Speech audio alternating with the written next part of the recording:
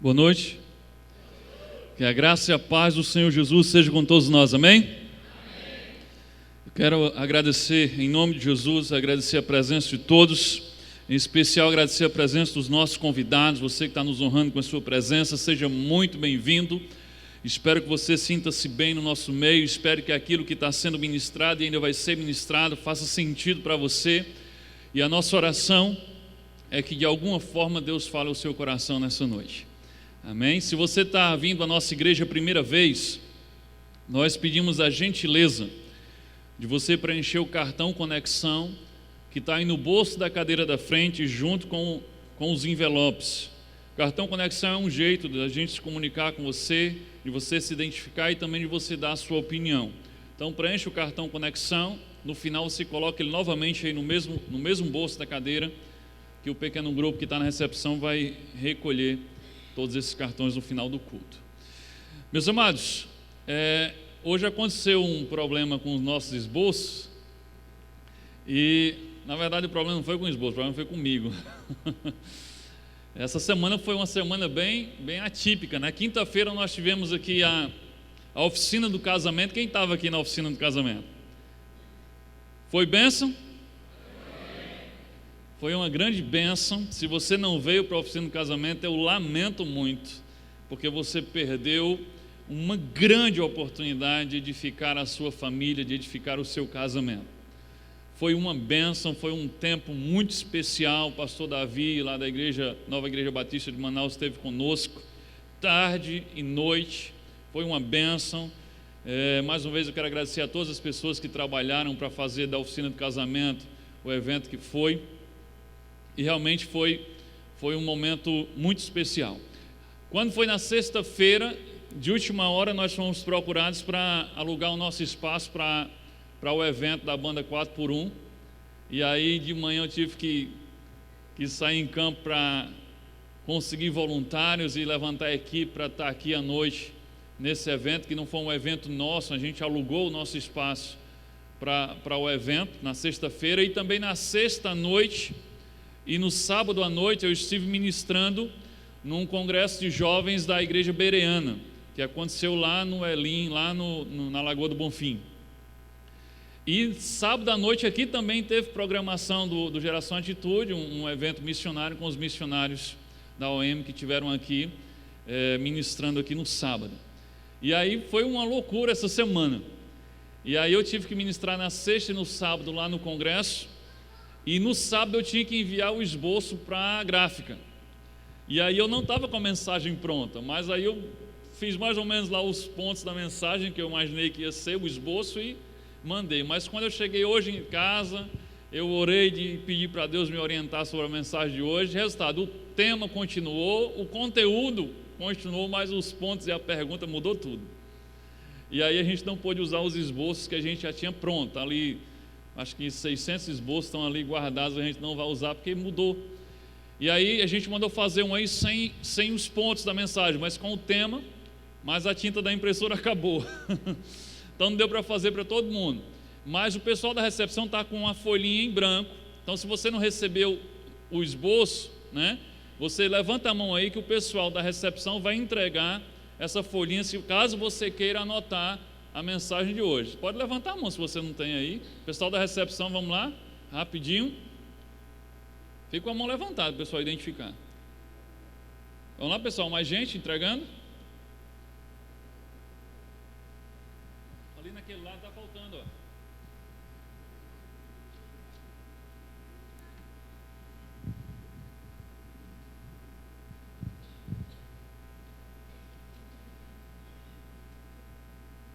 Lá atrás, ó, lá atrás.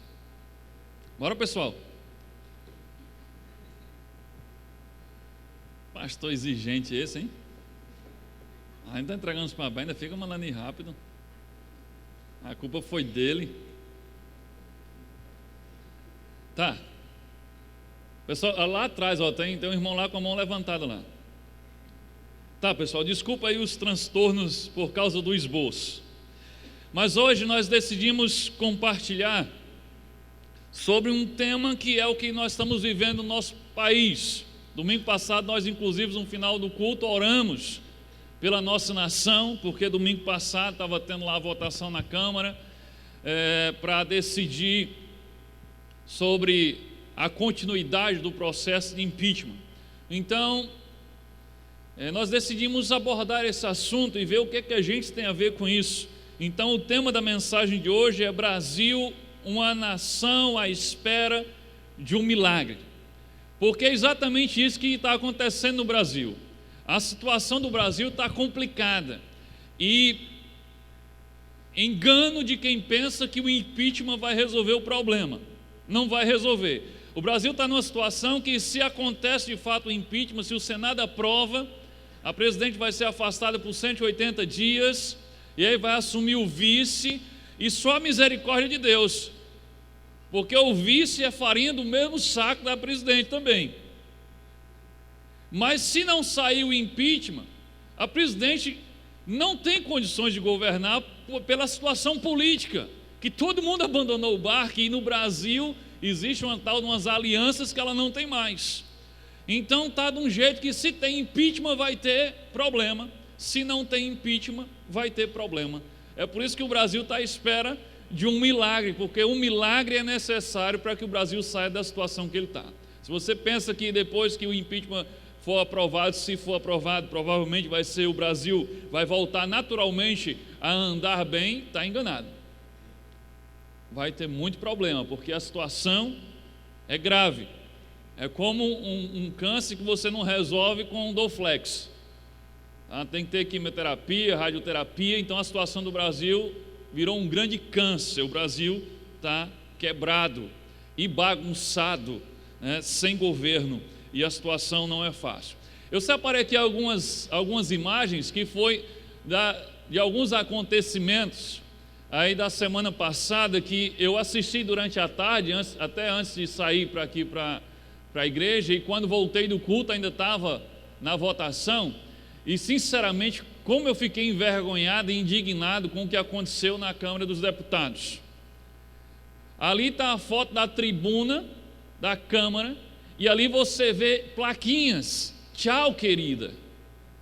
Gente, isso não é comportamento de um deputado sério, de alguém que está ali para representar a nação. Estão votando o impeachment da presidente de uma nação, e o pessoal está de brincadeira com uma plaquinha de chacota: tchau, querida.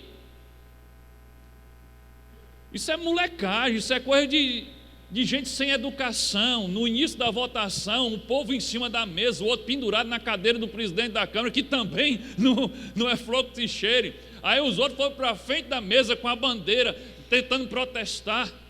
Passa aí mais imagens aí. Olha lá o cara com o boneco do ex-presidente Lula, vestido de presidiário. Gente, isso não é a esquina da rua da casa dele, não. Uma bagunça, um povo com vocabulário chulo. É o tipo de gente que chega lá e diz: Vossa Excelência é um canalha. Eu não entendo por que chamam de Vossa Excelência, Vossa Excelência é o chefe de uma quadrilha, é um bandido. Para que o Vossa Excelência, se você vai esculhambar todo mundo em rede nacional? Passa a imagem aí. Olha só que imagem pequena, que imagem grotesca. O deputado Jean Willis dando uma cuspida no outro deputado, Jair Bolsonaro, que está aqui com a mão levantada. Deve ter pego nesse monte de gente que está no meio dele. Foi cuspe para todo mundo. E isso tem, se você olhar na imprensa, saiu o vídeo, na internet tem o vídeo dele cuspindo, e depois foi entrevistado e disse: eu cuspi e cuspiria de novo.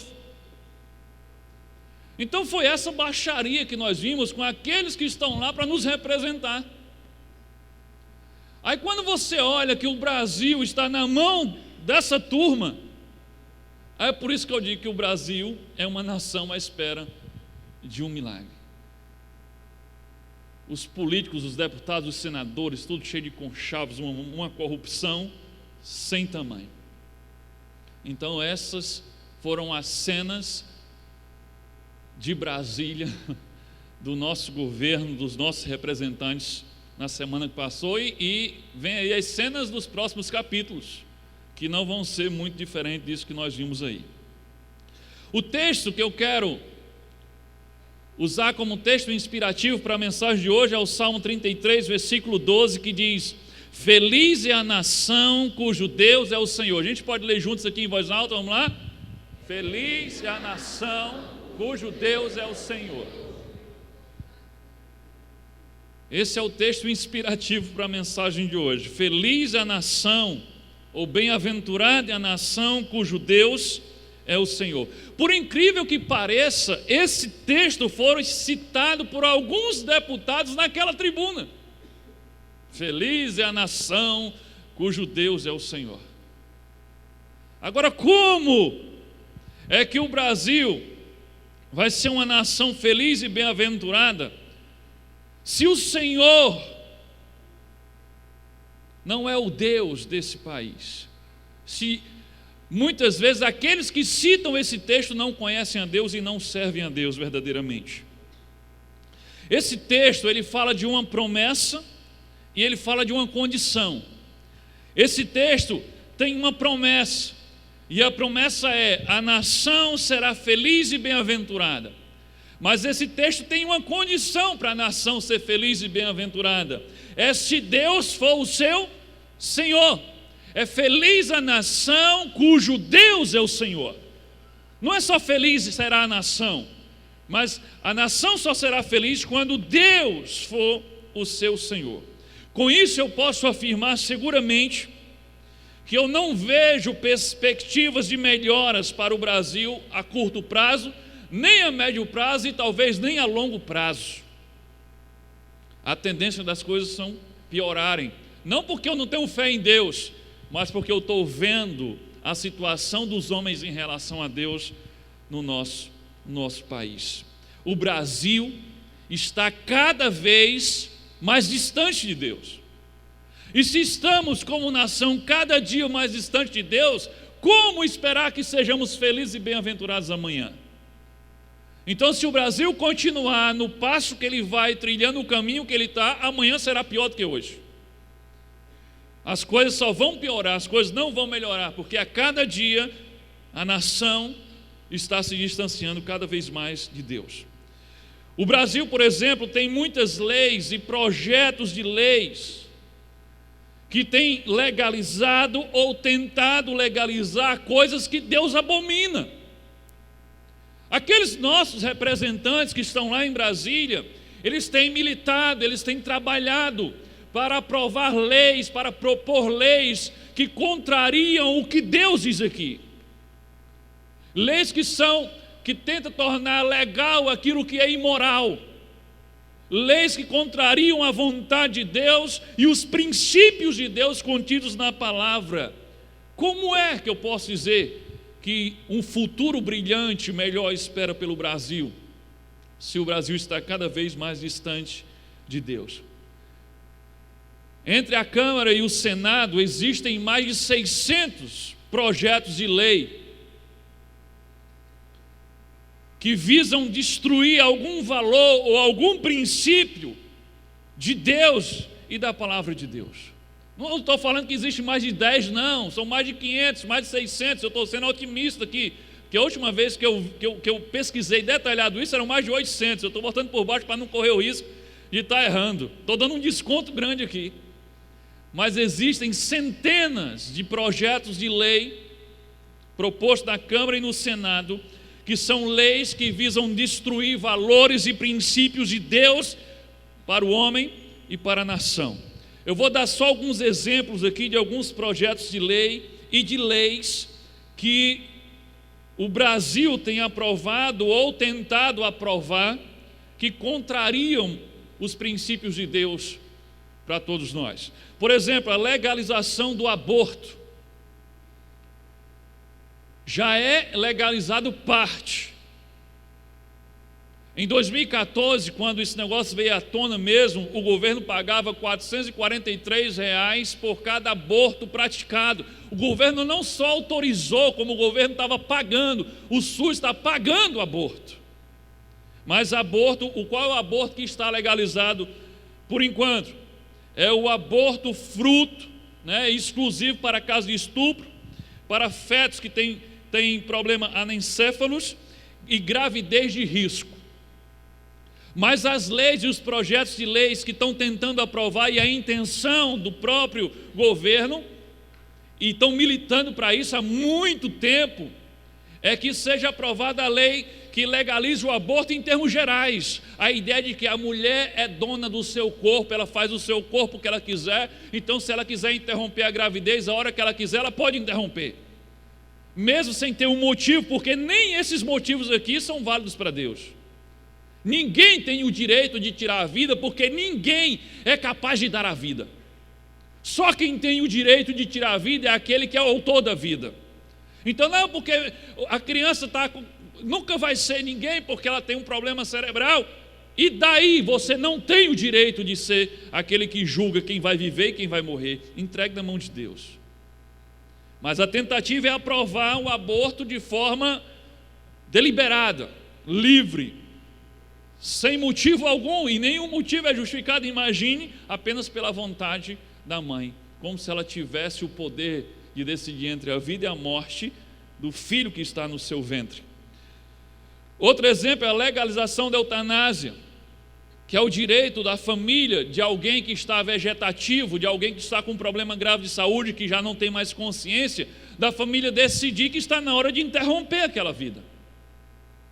Então, luta-se para aprovar isso, para dar esse direito. Isso também contraria isso aqui. Quem pode decidir a hora de interromper a vida de alguém? Outra coisa que há muitos anos se luta para fazer aqui no Brasil é a legalização da maconha. E não só da maconha, como existe um grupo que milita pela legalização das drogas como um todo. Mas nos projetos de lei que falam sobre a legalização da maconha, eles defendem que cada brasileiro tem o direito de plantar e de colher até 3 quilos de maconha no seu quintal, para o seu próprio consumo. Você sabe o que vai acontecer no Brasil, se isso fosse aprovado? Iam existir os sacoleiros da maconha, porque o brasileiro dá jeito para tudo. Então você não fuma maconha, mas você pode plantar 3 quilos, você planta 3 quilos, você planta, então eu vou fazer, vai parecer o pessoal do marketing multinível, né?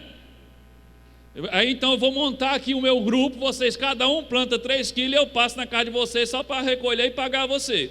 Se o governo chegar na sua casa, não, é para o meu consumo. É isso que vai acontecer no Brasil, sem falar nessas fronteiras do Brasil com os países vizinhos que não tem controle nenhum. O Brasil ia virar uma grande feira da maconha aqui na América do Sul. Mas estão tentando aprovar isso, e as drogas, elas destroem o quê? Principalmente as drogas destroem a família. E a família é o quê? A família é o pilar de uma nação. Uma nação cujas famílias são destruídas é uma nação que vai ser destruída naturalmente. Mas é isso que estão tentando aprovar. Como é que uma nação dessa tem Deus como seu Senhor? Um outro tipo de lei que estão tentando aprovar há muito tempo é a legalização da prostituição. Olha a garota propaganda ali. Tem até o dia 2 de junho, Dia Internacional das Prostitutas. E a frase, isso aí foi uma campanha de 2014, a frase era: eu sou feliz sendo prostituta. Dá para ver a cara de felicidade dela.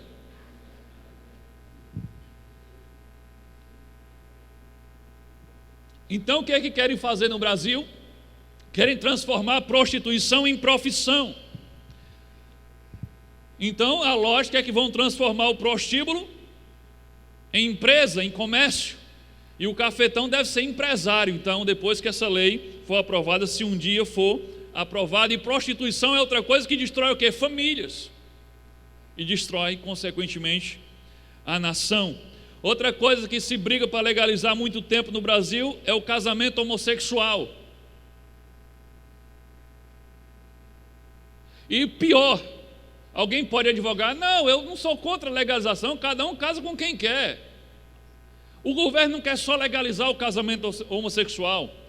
O nosso país, ele tem trabalhado através do poder público e de dinheiro público, esse dinheiro que está faltando na saúde, na educação, na segurança, tem usado milhões desse dinheiro para promover e estimular a prática do homossexualismo na nossa nação, através das escolas públicas, através de materiais pagos pelo próprio governo e desenvolvido pelo MEC. Então não é só a legalização do casamento, há um trabalho de tornar o homossexualismo algo normal, de tornar o homossexualismo algo até desejável, e isso tem feito efeito na nossa sociedade. Nunca eu vi tantos jovens homossexuais como tenho visto no tempo de hoje. Também não tem um programa de televisão que passe que não tenha a cota de homossexual. Tem que ter pelo menos um. Para ir acostumando o povo que aquilo é normal. Temos que amar os homossexuais. Mas Deus odeia o homossexualismo, a prática homossexual. E nós temos que fazer a mesma coisa. O pecado não deve ser acolhido, o pecador deve ser amado, mas não o pecado acolhido. Mas o Brasil está nesse caminho aí. Outra lei absurda é sobre o estupro de vulnerável. Os projetos de lei nessa área visam baixar de 14 para 12 anos a idade de uma criança que é livre para praticar sexo com o seu próprio consentimento. Então, o que eles querem fazer é que se uma criança de 12 anos, a proposta é, se uma criança de 12 anos praticar sexo e disser que ela quis, então não tem problema. Isso é um caminho aberto para quem? Quem é que está atrás disso? Os pedófilos. Eles estão querendo abrir espaço para que possam ter relações com crianças, cada vez mais novas, sem que isso possa ser punido. Isso é uma luta de alguns dos nossos líderes para aprovar esse tipo de lei. Sem falar das leis e das propostas que eles têm tentado aprovar para proteger a sua própria corrupção, que deixa as nossas autoridades, os juízes e a polícia, próximo slide aí, assim ó, com as mãos atadas. Eu vi uma entrevista esses dias de um procurador federal, naquela turma lá da Lava Jato, e ele estava chamando essas novas propostas dos parlamentares que estão tentando fazer leis agora de última hora como um contra-ataque dos corruptos, para tentar, através de leis, limitar o trabalho da Polícia Federal, o trabalho da investigação e o trabalho do juizado. Por exemplo, há 2 ou 3 semanas atrás se discutiu muito que os parlamentares estão tentando propor e aprovar leis que proíbam de alguém que está preso assinar um acordo de delação premiada. Delação premiada, você já sabe, sai todo dia na televisão. É quando um corrupto, um ladrão, alguém que faz parte de uma quadrilha, seja ela qual for, ele decide cooperar com a justiça e entregar a todo mundo. As investigações só andam no Brasil quando alguém faz um acordo de delação premiada, porque aí entrega todo mundo. E agora os políticos do nosso país têm falado isso abertamente, até na mídia. Não é certo que a pessoa presa possa assinar esse compromisso, porque ela está sendo constrangida, coagida a assinar esse acordo, porque ela está presa. Só era para valer o acordo de delação premiada se ele tivesse solto. O que é que eles estão querendo fazer com isso? Acabar com a delação premiada, porque se você está solto, se não há punição nenhuma para você, por que você vai assinar um acordo com a justiça para admitir a sua corrupção e ainda entregar os seus comparsas? Só há vantagem na delação premiada porque você está querendo se safar de alguma coisa, de algum prejuízo que você está tendo. Então até isso estão querendo fechar a porta. Não pode mais delação premiada de quem está preso. É claro que isso ainda pode, mas eles estão querendo fazer com que isso não possa. Então criar leis de forma descarada para proteger a própria corrupção. Então quer dizer que o corrupto que roubou milhões e milhões da saúde, da educação, da segurança, não pode ser constrangidinho com a prisão para assinar um papel de delação premiada? É um abuso contra esse ladrão. Então a gente tem que fazer uma lei para defender esse ladrão. Esse é o Brasil que a gente vive. Como é que uma nação dessa vai ser bem-aventurada e feliz? Nós somos o país não só do mensalão, mas dos mensalões. Tem mensalão para tudo que é gosto. Tem mensalão do DEM, do PT, dos tucanos, tem mensalão de tudo. Tem o Petrolão, que é a corrupção na Petrobras, tem a propina da instituição como uma prática, tem o balcão de negócios de cargos públicos. Isso é uma vergonha no nosso país. O governo, seja ele municipal, estadual ou federal, ele fala o seguinte: eu tenho aqui a Secretaria de Educação. Em vez dele procurar alguém formado em pedagogia, alguém formado em licenciatura, alguém que tem experiência na área de educação, não. Ele pega lá um vereador, um deputado, um político ou um apadrinhado político. Pronto, você vai ser o secretário de Educação do município, do estado ou do Brasil, porque eu tenho uma dívida com fulano ou com você que conseguiu o voto para mim. A mesma coisa faz na Secretaria de Saúde, na Secretaria de Segurança, e saem distribuindo cargos e ministérios em troca de voto. Como é que um país desse vai para frente?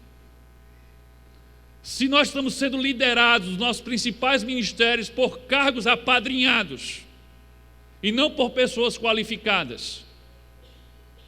Você está vendo o que está acontecendo? Aqueles ministros que não votam a favor da presidente vão ser destituídos, ou foram destituídos, ou tiveram que pedir exoneração para que possam negociar agora com os que ficaram do lado dela para poder botar, e quando ela sair vinha outra, vai ser a mesma coisa. Isso é feito há muito tempo no Brasil. E a gente acha isso normal. Não, porque se não for assim, não tem condição de governar. E nós nos acostumamos com isso. Como é que uma nação dessa vai ser bem-aventurada e feliz? Ou será que você não tem visto isso acontecer na sua frente no Brasil? Nós não podemos ser um povo alienado. Nós não podemos ser um povo indiferente ao que está acontecendo à nossa volta. Nós somos um país onde se fecha os olhos para as provas contra os corruptos. E se foca toda a discussão no fato de o juiz ou a Polícia Federal terem conseguido provas pelos meios corretos ou não. Está ali a prova de que o cara é ladrão, de que o cara matou, de que o cara fez um monte de coisa, mas ninguém olha para a prova. Vamos olhar se essa prova foi adquirida e levantada de uma forma correta. Como é? Esse é o Brasil que nós vivemos. O Brasil onde não se discute o conteúdo da gravação, em que o corrupto claramente diz que roubou, diz que fez o esquema, mas se discute era se existia uma autorização judicial ou autorização do próprio criminoso para ser gravado. É o país onde se discute se o juiz tinha ou não tinha o direito de tornar pública a gravação. Espera aí, e o conteúdo da gravação? Ninguém está interessado? Ninguém discute. Sabe, o Brasil é assim: alguém está ali matando o outro, dando uma facada no outro, aí você grava, aí você leva para a justiça e diz: eu tenho aqui a prova de que fulano deu uma facada em fulano e matou. Cadê? Está aqui o vídeo, está aqui a gravação. Ok, leva para o julgamento. Chega no julgamento, o advogado do assassino convence o juiz e os jurados a não utilizar essa prova, porque essa gravação foi feita sem autorização do criminoso. Não foi autorizada, essa gravação é irregular, então desconsidere, tire do processo. Esse é o Brasil, em que se leva mais em consideração como foi gravado do que o conteúdo da gravação. Então vamos fechar os olhos para a prova, porque essa prova foi adquirida de uma forma não autorizada. E isso é um crime muito mais grave do que o outro que matou, que roubou, que extorquiu. Esse é o Brasil que a gente vive. Um país onde as leis permitem que bandidos que tenham dinheiro para pagar bons advogados possam recorrer da sentença e recorrer até que o crime prescreva. E aí simplesmente eles não levem mais nada, porque eles conseguiram pagar bons advogados que recorrem, e ele fica livre, e o crime prescreve e ele não é mais preso. Isso é o Brasil. Mas enquanto o pobre que roubou 1 quilo de feijão no supermercado vai preso, cumpre a pena e continua preso, porque ninguém tira ele de lá. Quantos estão dentro dos presídios hoje que já cumpriram a sua pena, estão mofando lá dentro e não tem ninguém para ver? Esse cara já cumpriu o tempo dele, já pode soltar ele. Não, ninguém solta, ninguém lembra dele. Mas aquele que tem dinheiro nem na cadeia vai. O crime prescreve, de tanto ele recorrer. Como é que uma nação dessa vai ser bem-aventurada e feliz? Esse é o país que nós vivemos. Um país na pouca vergonha, como no caso da deputada Raquel Muniz. Coloca aí a foto da criatura. Onde a deputada Raquel Muniz, lá no domingo, na votação, ela fez um show na hora de dar o voto dela. Contra a corrupção, contra esse mal, o Brasil tem jeito, e o prefeito de Montes Claros é um exemplo para o Brasil, é o marido dela. O prefeito, o marido dela, tinha acompanhado ela em Brasília, e em Brasília mesmo, depois da votação, ele foi preso por corrupção, porque estava desviando dinheiro da saúde pública para botar dentro do hospital particular que ele tem lá em Montes Claros. E ela estava dizendo lá como deputada, porque o prefeito de Montes Claros é o exemplo de que o Brasil tem jeito. É um bom exemplo. Chegou em Montes Claros no outro dia preso.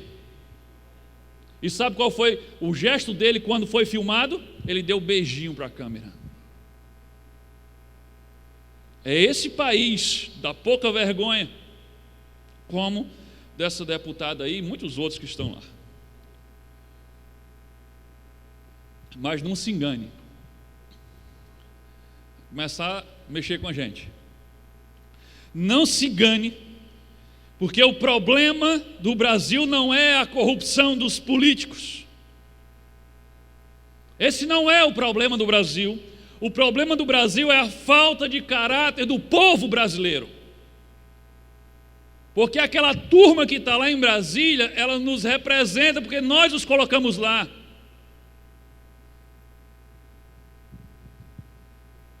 A corrupção, ela está em toda parte no nosso país, ela virou uma cultura do diabo. A corrupção não está só nos palácios de Brasília, não, está em todo lugar. Aqui também está a corrupção. No meio do povo, no dia a dia, está em toda parte. Olha só essa pesquisa bem interessante. Essa pesquisa, ela testa a honestidade do brasileiro. Pegaram 72 carteiras de usar o dinheiro, os cartões, e distribuíram em várias capitais, várias cidades, não só capitais, mas cidades do Brasil, para testar a honestidade do brasileiro, se ele achava a carteira e devolvia ao dono. E o resultado é 54% foram devolvidas. Você acha isso muito? 54%? Todas as carteiras deveriam ter sido devolvidas, mas apenas 54%, para dar metade, foi devolvida, mas a outra metade não foi devolvida, mesmo estando a identificação clara de quem era o dono. As pessoas ficaram com a carteira para si. Aí vamos ver o ranking aí das cidades mais honestas do Brasil. Coloca aí. Primeiro lugar ficou São Paulo, por incrível que pareça, a grande cidade de São Paulo. Cada cidade eles soltaram 12 carteiras. Em São Paulo, das 12, 9 foram devolvidas e 3 foram apropriadas de forma indevida. Belém do Pará foram devolvidas 8, 4 não foram devolvidas. Em Salvador, 7 foram devolvidas, 5 não foram devolvidas. Vai piorando. Bento Gonçalves, Rio Grande do Sul, foram devolvidas 6. Aqui empatou. A metade de corrupto, a metade de gente honesta. Agora em Dourados, Mato Grosso do Sul, 5 foram devolvidas, 7. O percentual de corrupção foi maior do que de honestidade. E no Rio de Janeiro, me desculpe os cariocas, não foi eu que fiz, mas no Rio de Janeiro foram devolvidas apenas 4 e 8 não foram devolvidas. O percentual de corruptos foi bem maior do que o percentual de honestos. Dá um clique aí que aparece a fonte aí da pesquisa, ficou em azul, mas depois você assistir pelo site, você vê a fonte lá, caso você queira saber. Nós somos o país da corrupção generalizada, cultural. Nós somos o país não só da corrupção em Brasília, mas somos o país onde o policial, por exemplo, o policial ele tira a gasolina da viatura, que era para ele estar usando em serviço, e coloca no carro dele.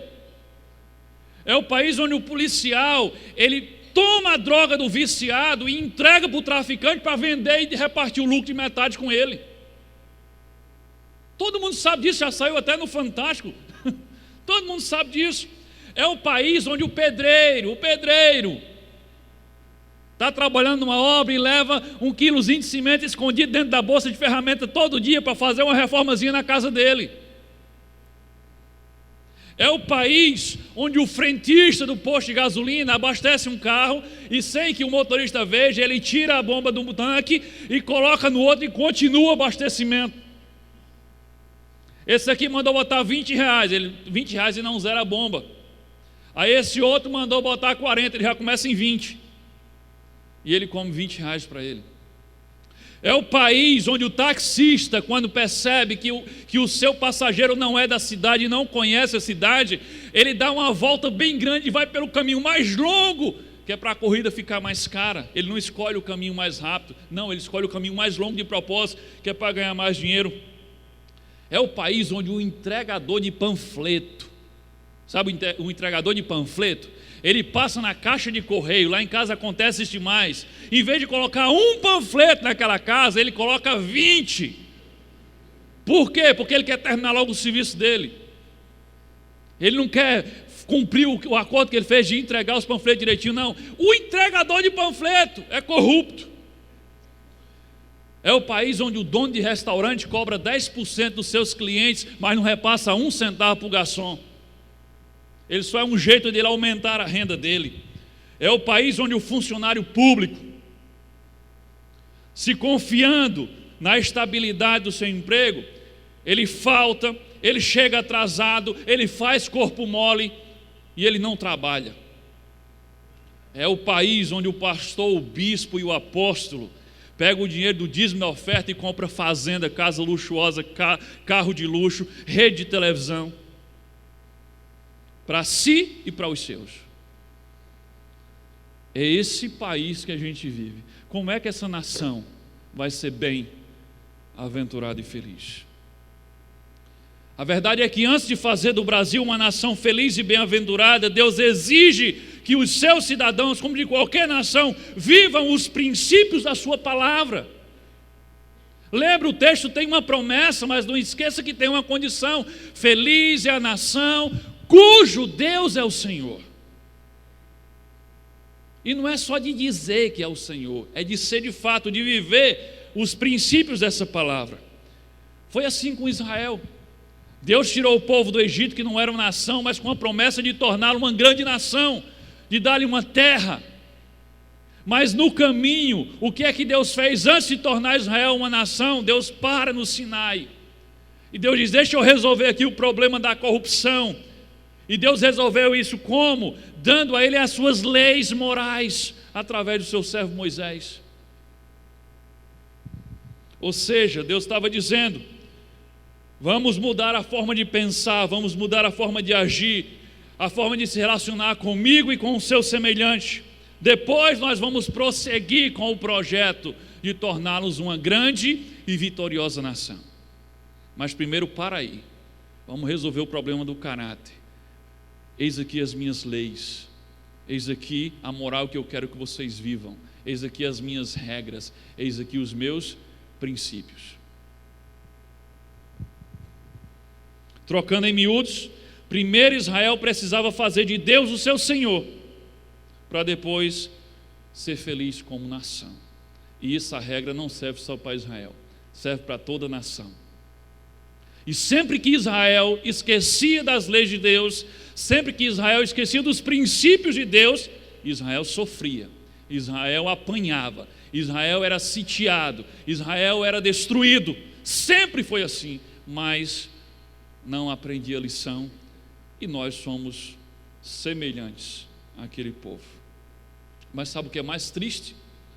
Mais triste é que toda essa corrupção também é encontrada facilmente na igreja cristã no Brasil.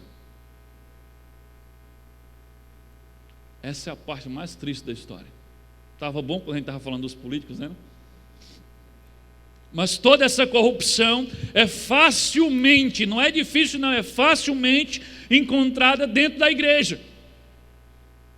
Nós encontramos facilmente dentro da igreja mentira, fofoca, intriga, corrupção, traição, adultério, fornicação, aborto, imoralidade, vícios. Nós encontramos tudo isso com facilidade dentro da igreja. E eu não estou falando de pessoas que vacilam, escorregam e se acidentam no pecado. Eu estou falando de iniquidade, de gente que está dentro da igreja, mas tem prazer em pecar. De gente que acha normal viver segundo os valores do mundo.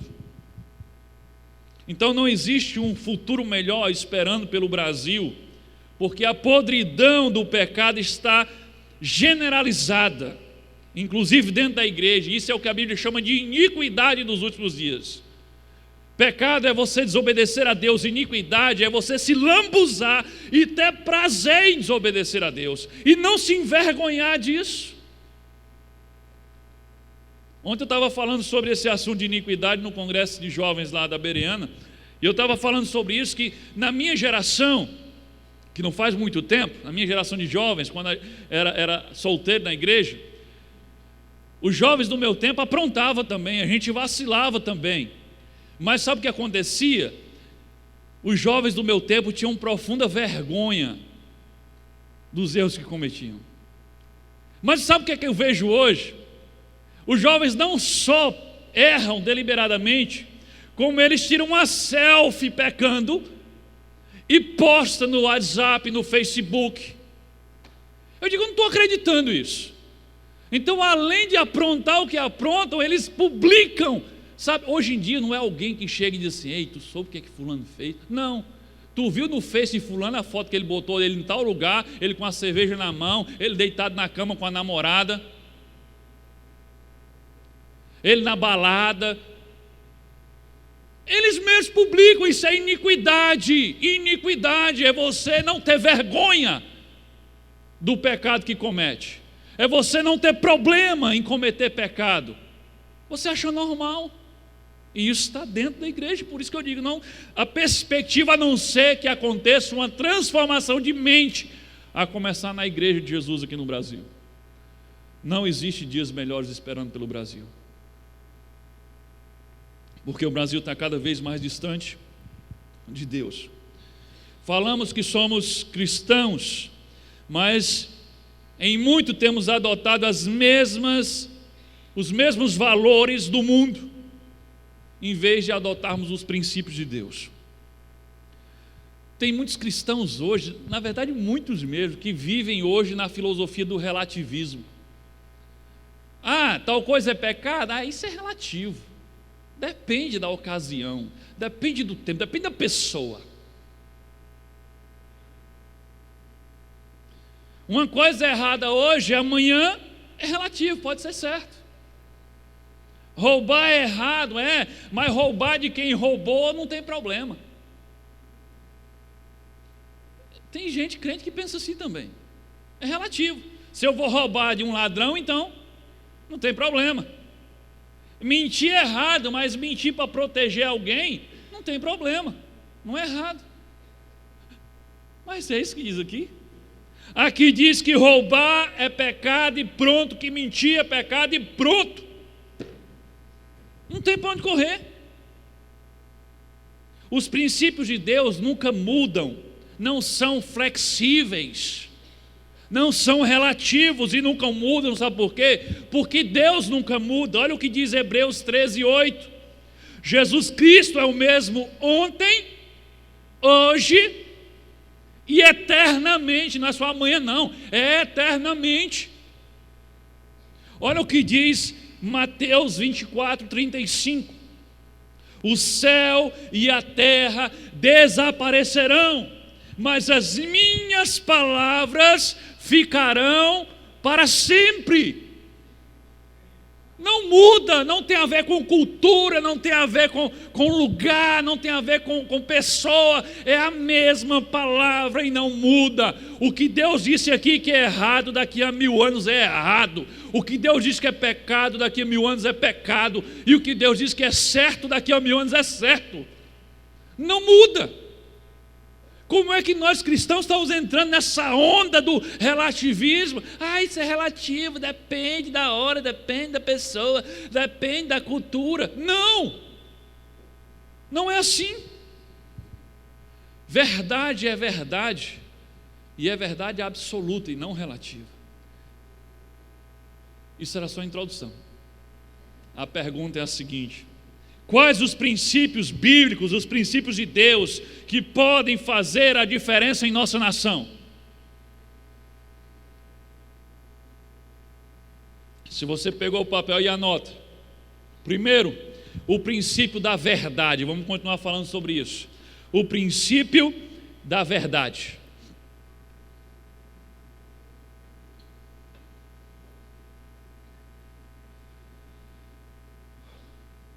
A mentira, ela não pode ser uma coisa aceitável, principalmente no nosso meio, mas a mentira não pode ser uma coisa aceitável. Olha o que diz Efésios capítulo 4, versículo 15, na versão da Bíblia Viva: seguiremos com amor a verdade em todo tempo, falando a verdade, tratando com a verdade, vivendo em verdade, e assim nos tornaremos cada vez mais e de todas as maneiras semelhantes a Cristo. Aqui diz falar a verdade em todo o tempo. Em outras palavras, o que está dizendo aqui é isso torna você semelhante a Jesus. Em outras palavras, o que está dizendo aqui, o que Paulo está dizendo aqui, é que você não pode mentir e ser parecido com Jesus ao mesmo tempo. Você não pode mentir e ser parecido com Jesus ao mesmo tempo. Quando você mente, você é parecido com o diabo e não com Jesus. Pergunta pessoal: o quanto você é honesto? O quanto você é verdadeiro? Nas pequenas coisas, porque se você é desonesto nas pequenas, você será nas grandes. É aquele pedreiro que rouba 1 quilo de cimento, se ele fosse deputado, ele roubava 1 milhão. O quanto você é honesto nas pequenas coisas? Por exemplo, aquilo banal. Diga que eu não estou. Como é? Ele está dizendo que não está. É bom que a pessoa diga assim. Ele está dizendo aqui que não está, não. É bom que a pessoa diga isso, para quebrar a cara do mentiroso. Ou então, eu já falei aqui outra vez esse exemplo. Esse negócio que me irrita profundamente. Você liga para a pessoa que está atrasada, aí diz: fulano, onde é que você está? Aí ele diz assim: eu estou chegando. Aí o que é que eu faço? Eu digo: pronto, daqui a 1 minutinho, 2 minutinhos ele está aqui. Porque o que é chegando? Chegando é chegando. Mas é mentira. O cara ainda estava saindo, ele não estava chegando. Ele estava entrando no carro lá na casa dele: eu estou chegando. Chegando coisa nenhuma, você está saindo. Ou então você liga: fulano, onde é que tu está? Aí já estou saindo. Mentira, ele ia tomar banho. É mentira.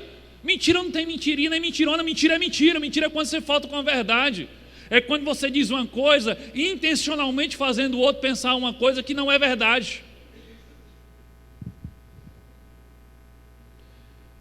Ah, não vou trabalhar hoje porque eu estou doente. Aí você liga lá para a empresa, passou a repartição e disse que não vai trabalhar porque está doente.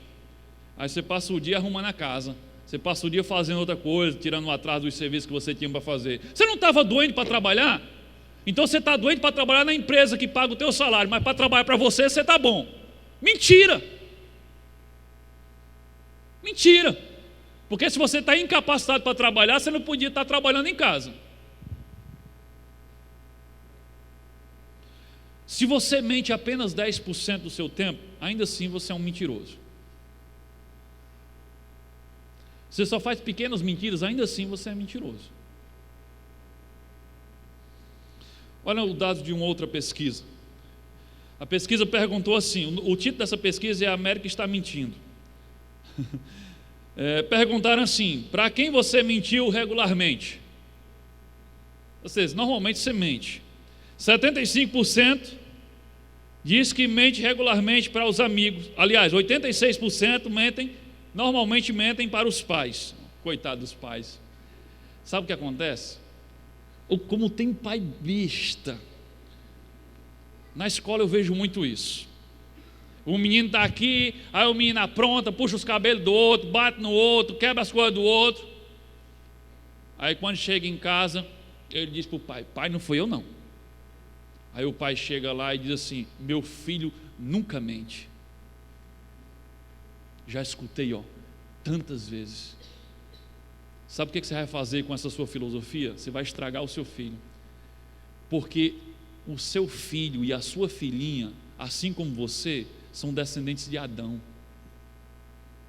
O seu filho é capaz de mentir, e ele mente muito mais para você do que para os outros.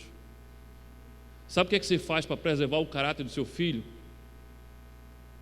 Imprensa ele. Pergunta mais uma vez, olha no olho dele. Não deixa o teu filho mentir facilmente. Aí, não, meu filho nunca mente. Vai nessa que ele nunca mente. Ou você não mentia para os seus pais? Todos nós somos descendentes de Adão, cuidado. 86% mente regularmente para os seus pais, 75% mentem regularmente para os seus amigos, 61% mentem regularmente para os seus chefes, 59% mentem regularmente para os seus filhos, 73% mentem regularmente para os seus irmãos e 69% mentem regularmente para os seus cônjuges. Sabe, no Brasil, voltando aqui para nós, a mentira se tornou uma estratégia aceitável na maioria das situações. Uma estratégia aceitável por todos. Por exemplo, na área de vendas. Na área de vendas, a mentira se tornou algo aceitável, normal. A sociedade brasileira já aceitou que a mentira é como se fosse um direito do vendedor. E a obrigação do cliente é ser esperto para detectar a mentira, para não cair na mentira do vendedor. Mas ninguém acha mais um absurdo o vendedor mentir. O cliente é que é besta de ter acreditado em tudo. Tinha que ter ido olhar direitinho, você acreditou, você é besta. Na política, a mentira tornou-se praticamente um direito do candidato e do político. É um direito do candidato mentir. A obrigação do eleitor é ver quem está mentindo menos na hora de votar. A gente se acostumou com isso. Olha, nessa mesma semana aí, domingo mesmo, eu vi uma reportagem, uma entrevista, que eu disse: olha, a cultura brasileira. A repórter chamou o líder do governo na Câmara e chamou o líder da oposição. E ela perguntou para o líder do governo: e aí, o que é que você acha? Tem voto, tem uns 170 votos garantidos para barrar o impeachment? Ele disse: claro, está tranquilo, vamos ter os votos, não sei o que, bababá, bababá. O outro: não, a gente também tem os votos necessários. Aí quando termina que ele sai, ela diz assim: o governo insiste em dizer que tem os votos, mas quem chegaria diante do microfone, diante do Brasil todo, e ia dizer e admitir que tinha perdido, que não tinha os votos? Ele está blefando, mas isso faz parte do jogo. Eu digo: olha, é normal, todo mundo sabe que aquele cara está mentindo, todo mundo sabia que o governo não tinha os 170 votos, mas ele, na cara de pau, ele dizia, porque é normal, faz parte do jogo, mentir. E a gente acha isso normal. Não é de admirar que o país esteja vivendo o caos que está vivendo, porque a mentira destrói amizades, a mentira destrói casamento, a mentira destrói família e a mentira destrói a nação. Provérbios 11:3 diz assim: a falsidade do perverso levará à destruição. É o diabo e não Deus quem tem sido o Senhor do Brasil. Pois em João 8:44, não está aí, mas em João 8:44 diz que o diabo, quando mente, fala do que lhe é próprio, porque é mentiroso e nunca se firmou na verdade, e é o pai da mentira, e quem mente é filho do diabo. O Brasil, a mentira tornou-se algo aceitável. E pior, no meio dos cristãos, isso também tem se tornado algo aceitável. E quem inventou a mentira foi o diabo. A Bíblia diz que o diabo é o pai da mentira. Quando você mente, você não se parece com Jesus. Quando eu minto, eu não me pareço com Jesus. Quando nós mentimos, nós nos parecemos com o diabo, que é o pai da mentira. Segundo princípio, que pode fazer toda a diferença na nação, o princípio da humildade. Quem tem um caráter cristão, quem tem uma postura cristã, quem é discípulo de Jesus, tem que cultivar, perseguir, almejar a humildade. Provérbios 6, 16, 17 diz assim: 6 coisas o Senhor aborrece, e a 7ª a sua alma abomina: olhos altivos, prepotência, arrogância. Tiago 4, 6: Deus resiste aos soberbos, mas dá graça aos humildes. Vamos falar do nosso meio. Se alguém diz que está crescendo no conhecimento de Deus, que tem crescido na intimidade com Deus, e isso está tornando ele arrogante, prepotente, se achando acima dos outros, então não é no conhecimento nem na intimidade com Deus que ele está crescendo, mas do diabo. Invariavelmente, o conhecimento de Deus produz humildade, serviço, respeito. E o que é humildade? Eu já disse outras vezes, humildade não é pensar menos de si, não é dizer, eu não sou ninguém, eu sou um burro, eu não sei de nada. Não é isso, não é humildade, isso é ofender a Deus que criou você. Ser humilde é aprender a valorizar o outro. Não é diminuir você, é aprender a valorizar os outros. Quando você reconhece o real valor das outras pessoas, então você vai deixar de se achar superior a elas. Isso é humildade. Tem um casal chamado orgulho e arrogância. É um casal. O orgulho e a arrogância. Eles casaram e geraram 2 filhos. Sabe como é o nome dos filhos deles? Rebeldia e insubmissão. O orgulho e a arrogância geraram 2 filhos, rebeldia e a insubmissão. Eu estou para conhecer um orgulhoso, prepotente e arrogante que seja submisso a algum tipo de autoridade. A arrogância e a prepotência gera a rebeldia e a insubmissão. Por quê? Porque os arrogantes acham, sempre ele julga que é melhor do que aqueles que estão com uma autoridade sobre ele. Em todas as áreas, em casa, na igreja, no trabalho. O arrogante, ele sempre acha que aquela autoridade é mais fraca do que ele é melhor, ele é mais inteligente. Então o arrogante, ele tem um padrão muito elevado para alguém ser respeitado como líder, para ele. O arrogante acha que só alguém mais inteligente do que ele, mais velho do que ele, mais experiente do que ele, mais criativo que ele, e talvez até mais rico do que ele, para poder ter a autoridade de ser líder dele. E aí o que acontece, como ele é arrogante, prepotente, tem olhos altivos, ele nunca encontra alguém que atenda a essas exigências dele.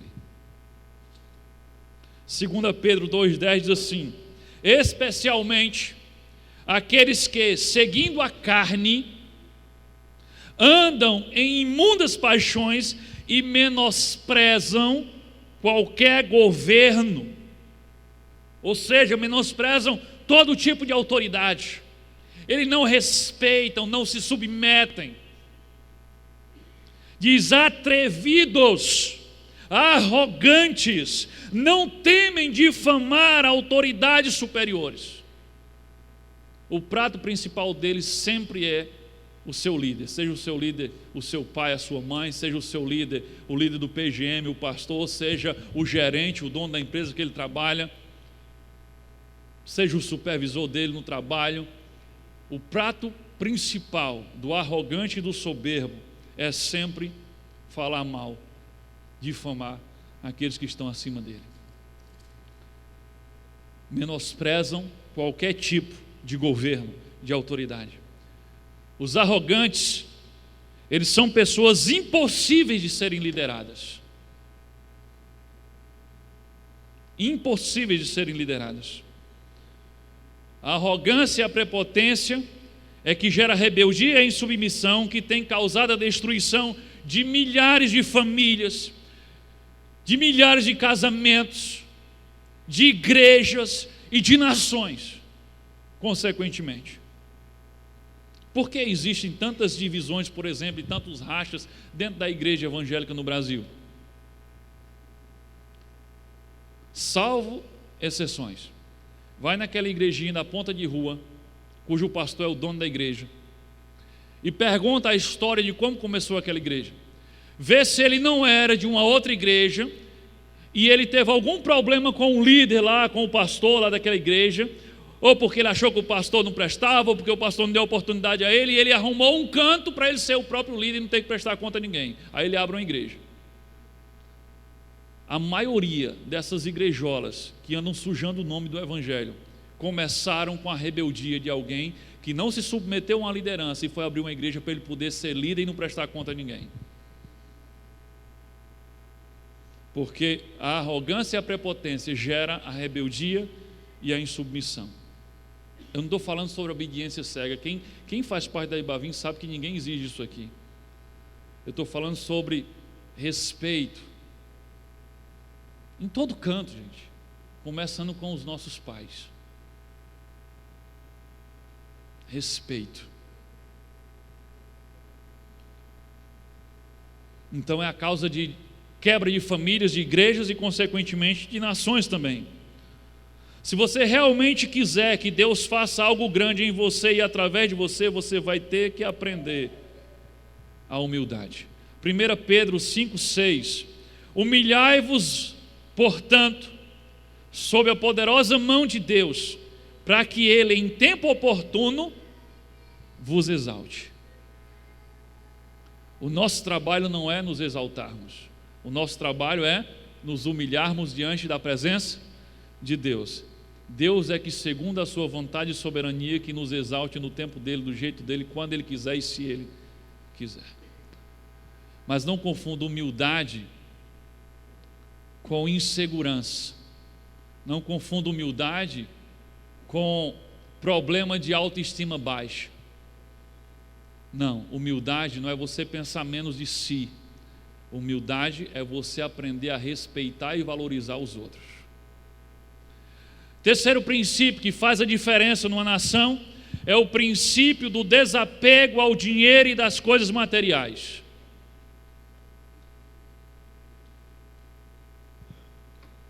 Ou seja, é não ser avarento. A causa dos grandes males do Brasil é amor ao dinheiro. Esses escândalos que nós estamos vendo é amor ao dinheiro, querendo ter, e para isso eles fazem qualquer coisa. E desde os corruptos do nosso meio até os de Brasília, o problema está aí, a avareza. E a avareza vem do grego, que significa amante do dinheiro. Avarento é aquele que ama o dinheiro. O avarento, ele ama as coisas e usa as pessoas. Para o avarento, você vale o que você tem e não o que você é. Vejamos o que Jesus falou sobre esse tema, Lucas 12:15. E continuou dizendo a todos: prestem atenção, tenham cuidado com todo tipo de avareza, porque a verdadeira vida de uma pessoa não depende das coisas que ela tem, mesmo que sejam muitas. Cuidado com todo tipo de avareza, cuidado com todo tipo de amor ao dinheiro, coisas materiais, porque o valor de uma pessoa, a sua vida não depende das coisas que ela possui. Para você ter uma noção do resultado que a avareza pode fazer na vida de uma pessoa, deixa eu dar um exemplo. Esse exemplo eu compartilhei há muito tempo atrás numa série sobre finanças, mas eu achei que é apropriado para ver esse exemplo. Em 1923, houve uma importante reunião num hotel, num luxuoso hotel na cidade de Chicago, nos Estados Unidos. E só a nata. 8 homens se destacavam nessa reunião. Primeiro era o presidente da maior companhia de aço. O segundo era o presidente da maior companhia de gás. O terceiro, o maior especulador do comércio de trigo. O quarto, o presidente da Bolsa de Valores de Nova York. O quinto, um importante membro do gabinete presidencial. O sexto, o maior investidor de Wall Street. O sétimo, o chefe do maior monopólio do mundo. E o oitavo, o presidente do Banco Mundial.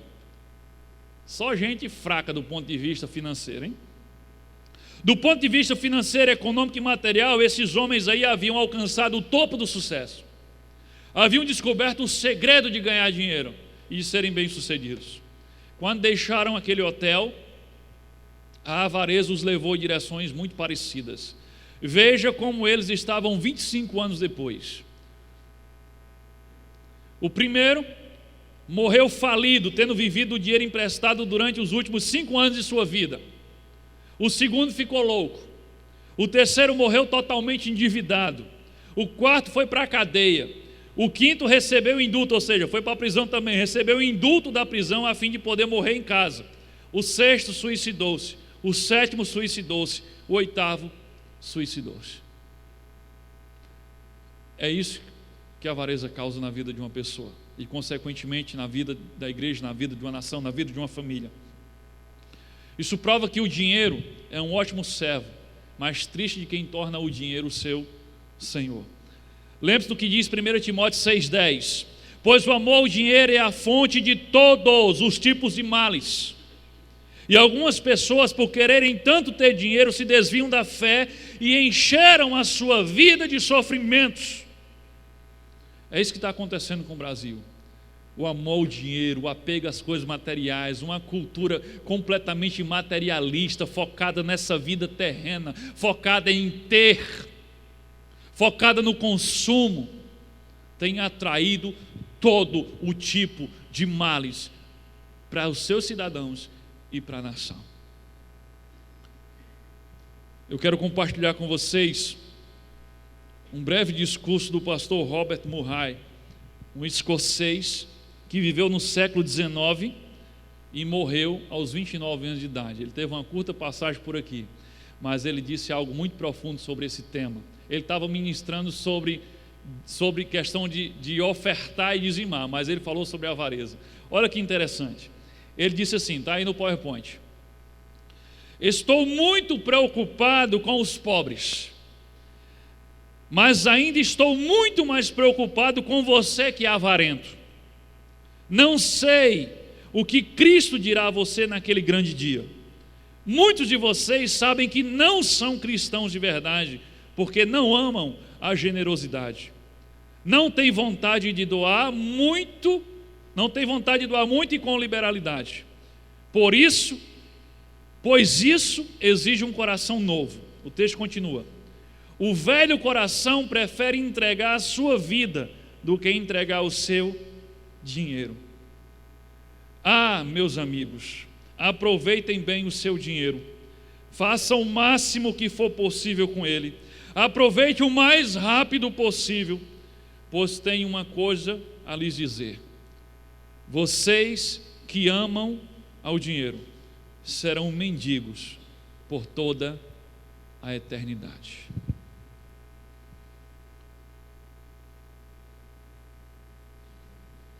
É exatamente essa verdade espiritual. Quem ama o dinheiro será mendigo por toda a eternidade, porque não viverá na eternidade na presença de Deus.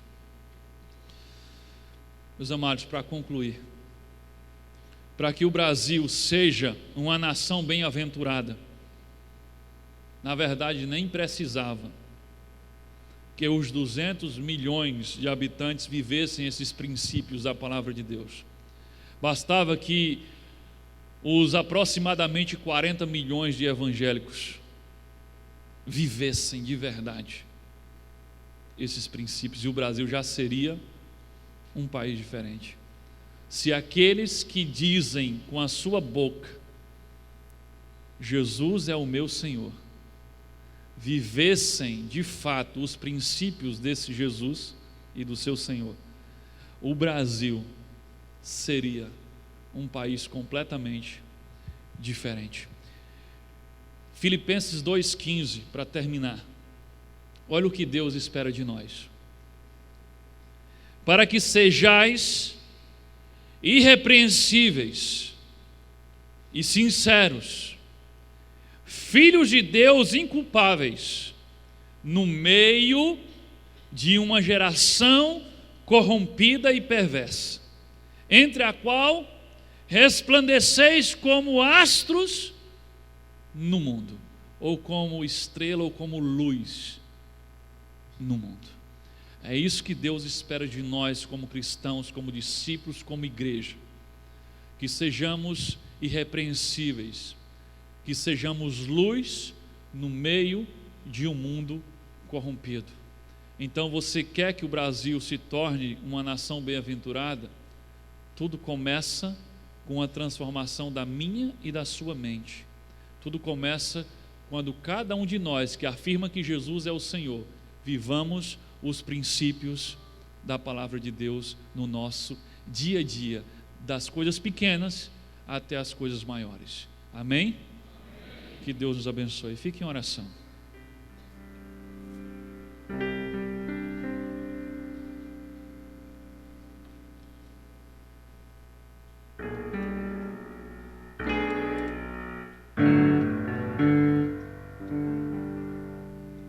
Eu quero falar com você que está aqui hoje, que ainda não é discípulo de Jesus.